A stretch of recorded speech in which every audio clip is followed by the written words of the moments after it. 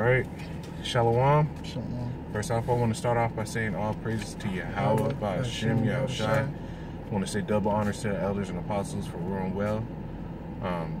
In peace and mercy to the hopeful elect, which consists of the so-called Negroes, Hispanics, and Native Americans who are the true children of the Most High, the Israelites in the Bible.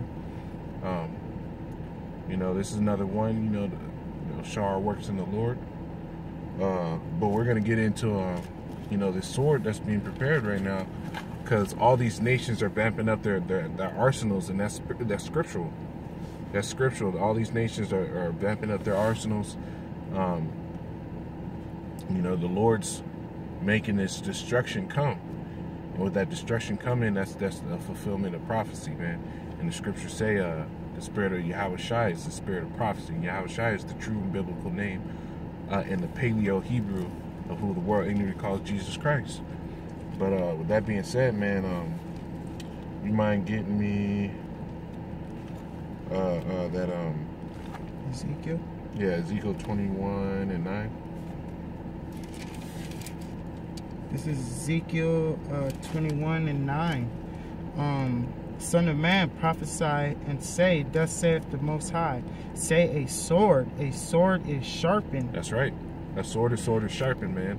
I was reading some articles today, and I queued them up, and something happened on my phone where they just dropped all these articles. But there was 3 nations. It was the U.S. came out with a new, it's trying to come out with a new generation nuclear bomb that they can shoot from aircrafts, because most ICBMs now are surface to air, surface to air to surface, man.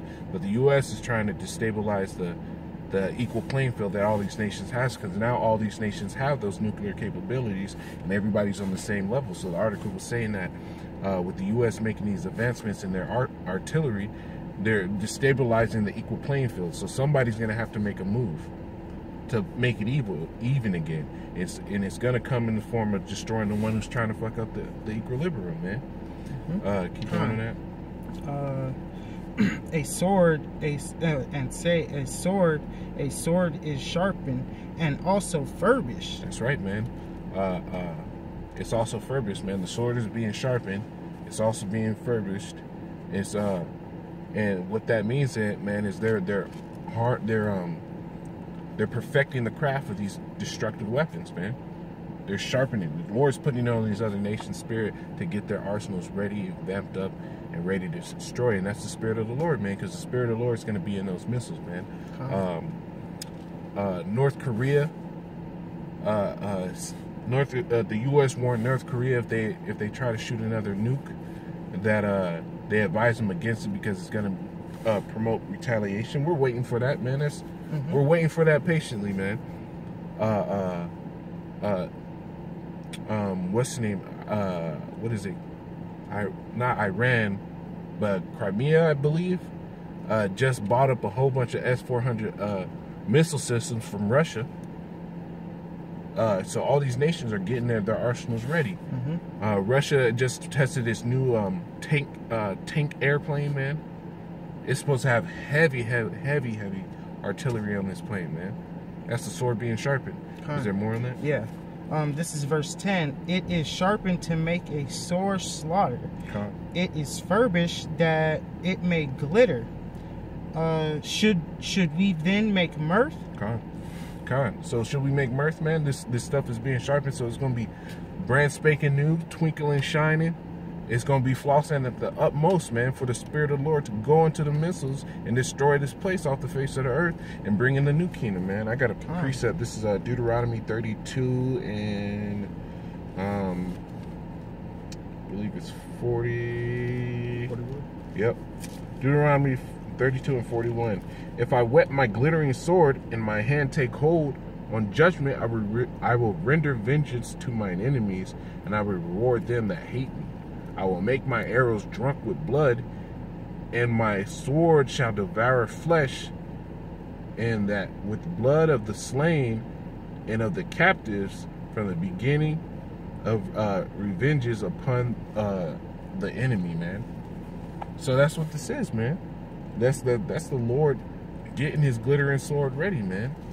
When those missiles come, those are going to be glittering swords, man.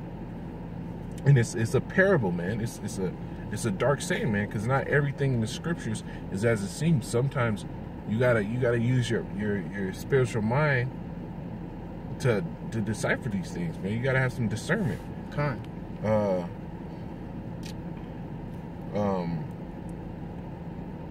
Can somebody get me Isaiah 54:16? If you brothers got anything to say, man, go ahead and let it out, man. This is two or more gathered in the name of the Lord, man. He's among them, man. So that spirit can jump on any of us, brothers, man. But this destruction is coming up. You got it? Yeah, this is Isaiah 54:16. Behold, I have created the smith that bloweth the coals in the fire, and that bringeth forth an instrument for his work. That's right. Who's the smith? Those are scientists. All these nations are coming out with new jet engines, new missile systems, new defense missile systems, new body armor for their soldiers, new cloaking systems for their aircrafts, submarines, all these things, man. Those are smiths making those things happen, and that's the Lord. He created those smiths to do those things. Keep going. And I have created the waster to destroy. And who's the waster, man? These Edomites, all these weapons capabilities. The Lord is ultimately the waster, because He's going to put the spirit on these other nations to do what they're doing, man. The Lord has full control, because that's why He said, and they were scared. Yes, yet they durst fight, man. The Lord's got to make them fight this battle, man. You got anything, bro? I got something. Because the brother was saying about how, you know, the Lord, He put the idea into all these military and to all these, you know, these Edomites to make these weapons, right, and to further his end game, which is to destroy America. This is Jeremiah 50:25. It says, Yahweh hath opened His armory and hath brought forth the weapons of His indignation. For this is the work of Yahweh, thy power of hosts in the land of the Chaldeans. That's speaking about what?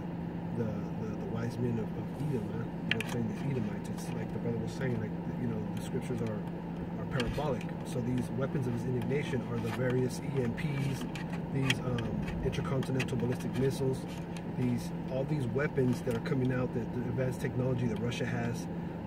You know, the United States vamping up the military police force to be like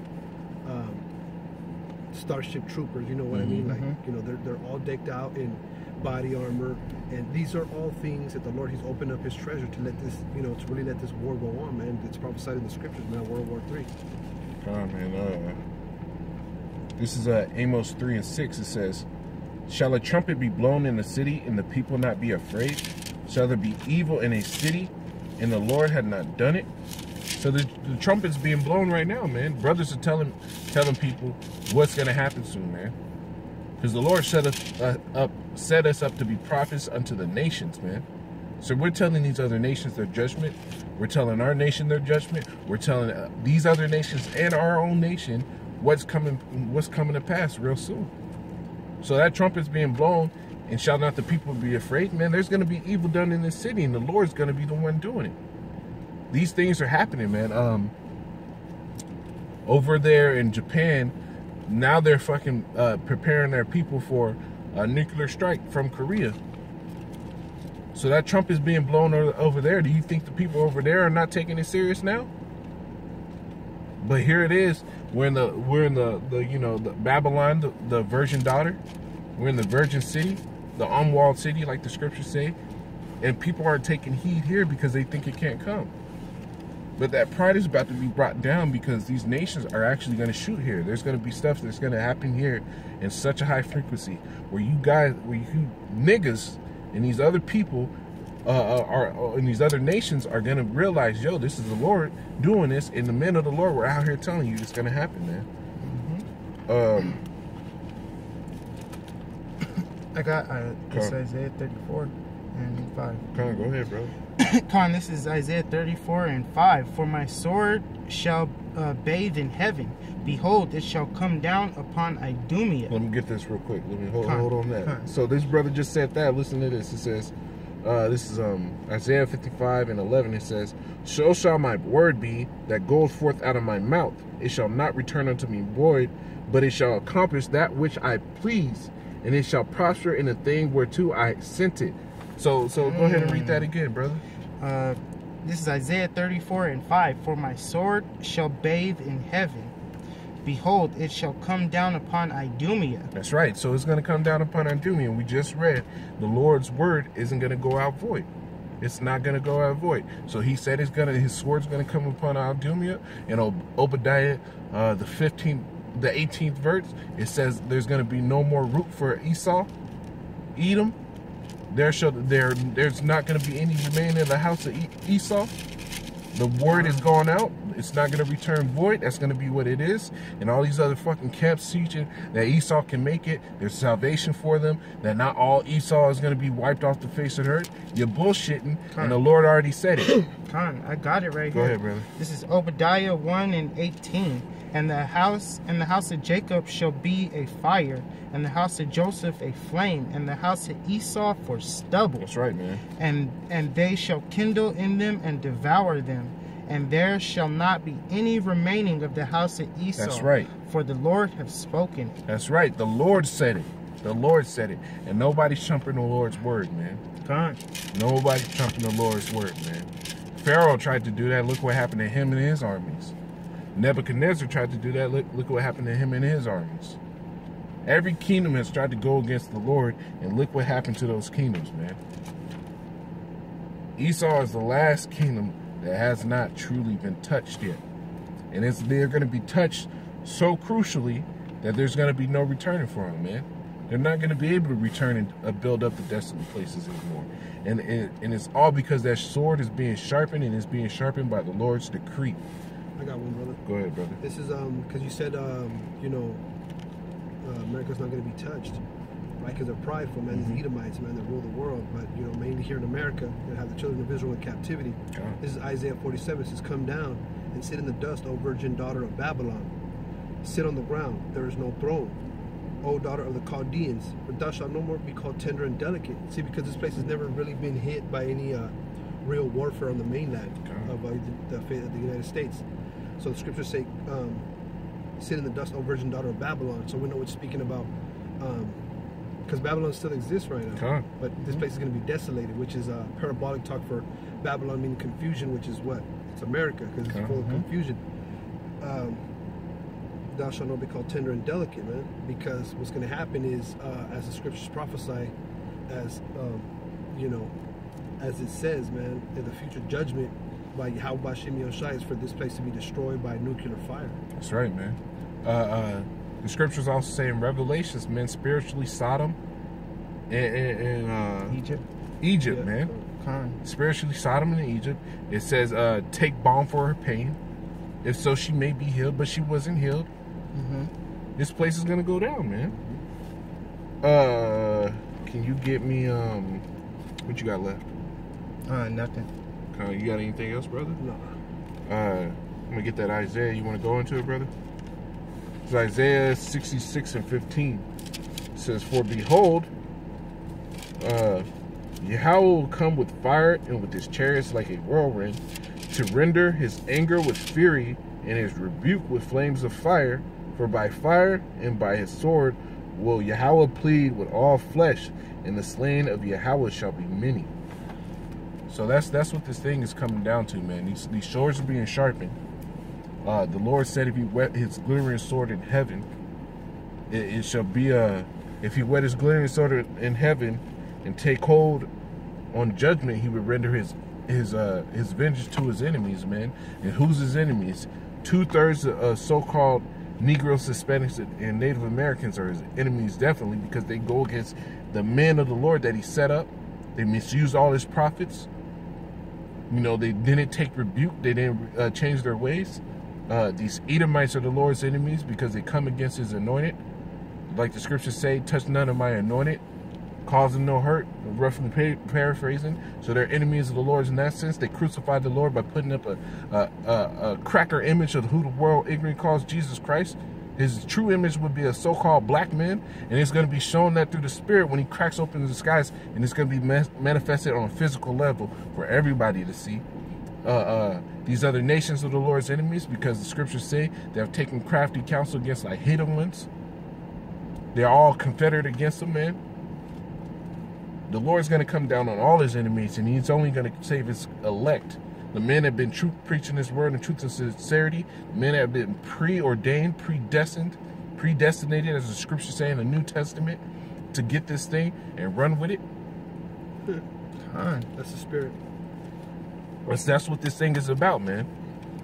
So if you ain't on the Lord's side, like the scriptures say, if they are not with us, they are against us, man. And the Lord's going to be against all those that are against us. He's going to be an enemy unto our enemies, man. And these are the things that are coming. The sword is being sharpened, destruction is coming. And with that being said, I want to say all praises to Yahweh, Yahweh, double honors to elders and apostles of great millstone. And look up, brothers, man, because the salvation is near at hand now, man. The salvation is near at hand. Keep pushing, man. Shalom. Shalom.